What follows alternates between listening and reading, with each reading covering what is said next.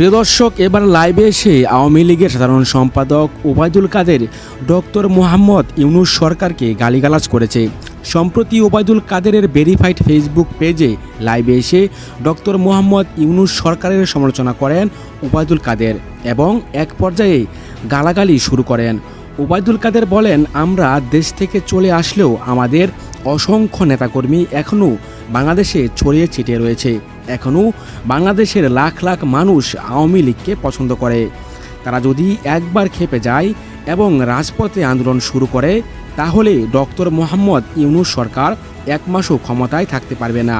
প্রিয় দর্শক, এছাড়াও ওবায়দুল কাদের আরও বলেন, শীঘ্রই সজীব ওয়াজেদ জয় দেশে আসছেন এবং জয় আওয়ামী লীগের হয়ে নির্বাচনে অংশগ্রহণ করবে।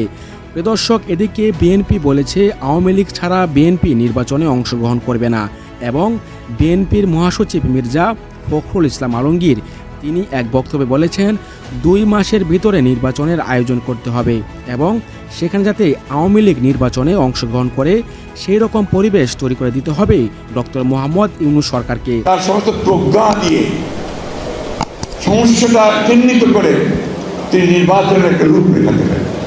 আমি কেন বারবার নির্বাচনের কথা বলছি? কারণ নির্বাচন দিলে আমার অর্ধেক সমস্যার সমাধান হয়ে যায়।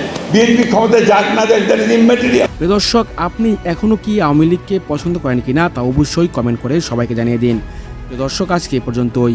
নিয়মিত আপডেট খবর সবার আগে পেতে অবশ্যই আমাদের ইউটিউব চ্যানেলটা সাবস্ক্রাইব করে রাখবেন।